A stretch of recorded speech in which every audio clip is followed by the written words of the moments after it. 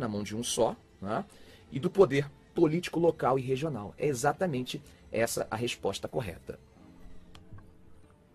Bom, vamos comentar agora no caderno azul ainda a questão 19. Bom, se o candidato tivesse conhecimento exatamente da Constituição de 1824 e dos aspectos da eleição, da forma eleitoral, ele teria maior facilidade que os outros para responder essa questão. Tá? Embora, mesmo não tendo esse conhecimento, seria possível acertar essa questão a partir da observação dos artigos colocados da lei. Então, vamos fortalecer o conhecimento do aluno para que esse tipo de questão ele faça com tranquilidade, sem precisar perder muito tempo. É só ele ter introjetado esse conhecimento. Bom, Constituição de 1888.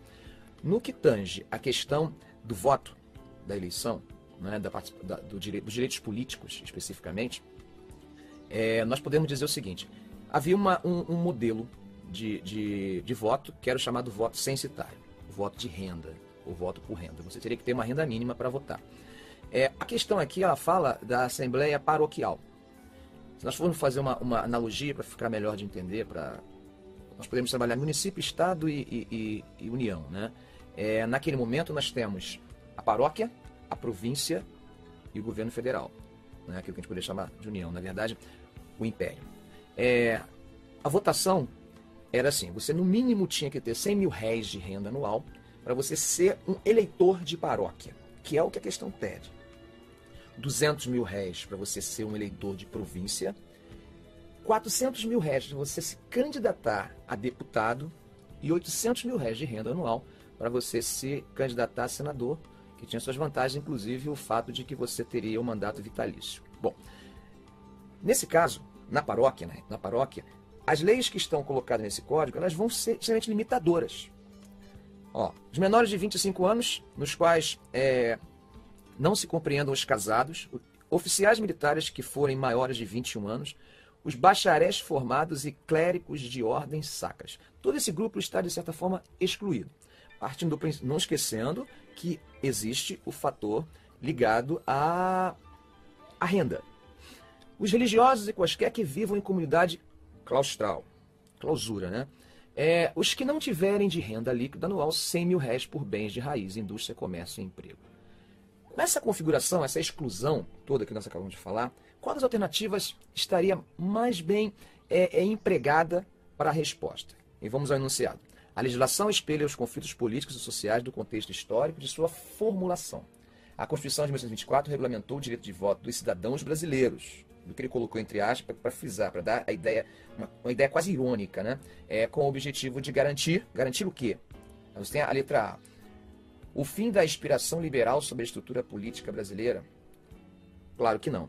Tá? Primeiro que o aluno que conhece o liberalismo, conhece o iluminismo, sabe que o liberalismo não defendia o voto universal. Né? Ele defendia, sim, o voto censitário. Ampliação do direito de voto para a maioria dos brasileiros nascidos livres? Não. Ele está excluindo boa parte das pessoas e tem a questão da renda. A concentração de poderes na região produtora de café, o sudeste brasileiro, em nenhum momento ele vai especificar isso. Tá? O controle do poder político nas mãos dos grandes proprietários e comerciantes, claro, só pode ser essa. Porque é justamente proprietários e comerciantes, né, que ganham renda suficiente que podem votar. Então, a resposta correta é a letra D. Mas vamos analisar a E, para ver por que ela não poderia ser. A diminuição da interferência da Igreja Católica nas decisões político-administrativas. Olha, a Igreja vai ter um poder muito grande em relação a essas questões, principalmente administrativas, até o final da República, mesmo considerando a limitação desse poder da Igreja com a Constituição de 1824 através do regime de padroado e depois do sistema de beneplácito. Porém, a questão não está se preocupando exatamente com esse ponto. Ela está se preocupando exatamente com a questão da eleição, do voto. E quanto ao voto, a melhor alternativa realmente é a letra D. Bom, vamos ao comentário agora da questão 22. A questão diz assim: até que ponto, a partir de posturas e interesses diversos, as oligarquias paulista e mineira dominaram a cena política nacional na primeira metade desculpe, na Primeira República. A união de ambas foi um traço fundamental, mas que não conta toda a história do período. A união foi feita com a preponderância de uma ou de outra das duas frações. Com o tempo, surgiram as discussões e um grande desacerto final. Boris Fausto. Segundo texto. A imagem de um bem-sucedido acordo café com leite entre São Paulo e Minas Gerais, um acordo de alternância de presidência entre os dois estados, não passa de uma idealização de um processo muito mais caótico e cheio de conflitos. Profundas divergências políticas colocavam-nos em confronto por causa de diferentes graus de envolvimento no comércio exterior. Bom, depois da leitura desse texto, para essa questão, a leitura e interpretação desses dois textos, ela acaba se tornando essencial para a resposta, tá? Vamos lá. Para a caracterização do processo político durante a Primeira República, utiliza-se com frequência a expressão política do café com leite. No entanto, os textos apresentam a seguinte ressalva à sua utilização. Muito bem. O aluno, para responder com segurança esse assunto, não bastava conhecer o conteúdo. Ele precisava também pensar no texto, porque se o texto afirmasse algo contrário ao conteúdo em geral que ele conhecia, ele poderia errar. Então ele deveria observar as duas coisas. Vamos lá. Vamos pensar agora no contexto da política do café com leite. Quando se fala de política do café com leite, o próprio nome que se dá, ele já é um pouco problemático, porque dá a impressão de que, na verdade, a política do café com leite é porque Minas produzia leite e São Paulo produzia café, quando na verdade os dois estados também produziam café. Tá? Poderia ser, inclusive, a política do café com café. A grande questão aqui está em você entender que havia uma busca de harmonia, embora essa harmonia fosse um consenso necessário. Eles entendiam que deveria existir esse consenso, caso contrário as coisas poderiam não dar certo. Eu vou dar um exemplo. Se você pega os primeiros anos da República, nós temos a chamada República da Espada, onde os dois governantes eram militares, e esses dois governantes eles têm um projeto centralizador. Mesmo a Constituição sendo a Constituição que pautava e buscava e apontava para um federalismo, né, ou seja, autonomia para as províncias, os dois presidentes, eles parece que não entendiam muito bem essa ideia de federalismo e imaginavam um poder centralizado.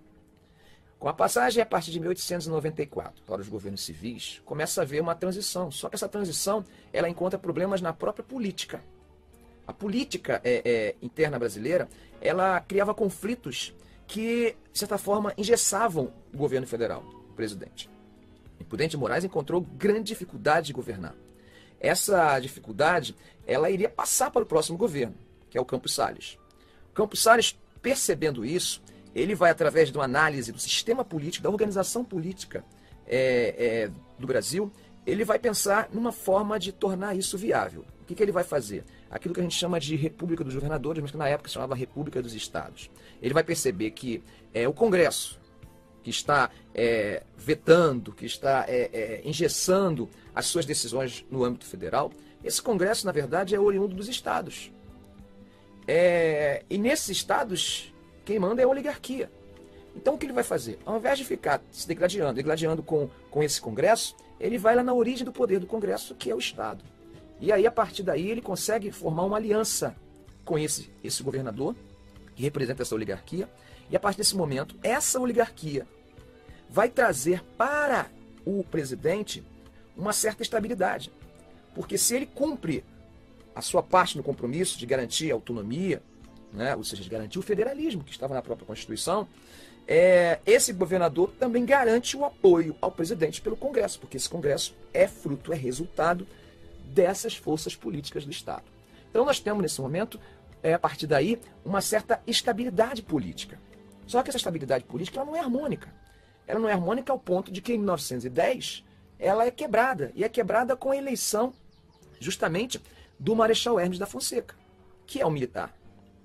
Com a chegada de Marechal Hermes ao poder, nós temos aquilo que passa para a história como intervenções, né, política das salvações ou salvacionismo. E esse sistema do Marechal Hermes ele vai criar um caos, porque é uma perseguição àquelas oligarquias que não votaram junto com ele. inclusive a baiana, que fazia parte da chapa do Rui Barbosa, né? Que era chamada campanha civilista. Então, há um caos, um verdadeiro caos aí. Parece que aquele modelo pensado anteriormente não dá certo. É nesse contexto que nós temos o Pacto de Ouro Fino. O Pacto de Ouro Fino é que vai realmente sistematizar aquilo que a gente passa a conhecer como república ou política do café com leite, entre Minas Gerais e São Paulo. Mas isso não quer dizer que exista uma harmonia, um consenso político entre esses dois estados. Esses dois estados, eles têm diferenças, e essas diferenças vão aparecendo ao longo do tempo, sim. Então, automaticamente, quando a gente fala de política café com leite, dá a impressão que existia uma harmonia total, que os conflitos não aconteceriam, justamente porque esses dois estados eles eram hegemônicos. Não há essa harmonia total que pode, à primeira vista, parecer. Bom, depois desses comentários, que eu creio que tenha enriquecido um pouco, fundamentado, relembrado os seus conhecimentos, vamos agora às alternativas. Alternativas. A riqueza gerada pelo café dava à oligarquia paulista a prerrogativa de indicar os candidatos à presidência sem necessidade de alianças. Dava isso? Não. São Paulo tinha dificuldades, embora fosse o estado, né, mais rico, ele não conseguia fazer isso sem alianças. Bom, as divisões políticas internas de cada estado da federação invalidavam o uso do conceito de aliança entre estados para este período? Não. Embora existissem desavenças, existia uma oligarquia que se tornava hegemônica nesse estado. E era essa oligarquia que ia costurar as alianças com os outros estados. Bom, aí tem a C. As disputas políticas do período contradiziam a suposta estabilidade da aliança entre os mineiros e paulistas? É exatamente isso que os dois textos, os dois fragmentos de texto estão falando. Exatamente disso, tá? Não podemos ter essa ideia absoluta de que existia uma estabilidade total entre eles. Não existiam desavenças, tá? A aliança existia, mas essa aliança ela não era uma aliança perfeita. Ok, gente? Vamos para a próxima. Bom, gente, vamos agora comentar a questão 25. A questão 25 ela dependia de que o aluno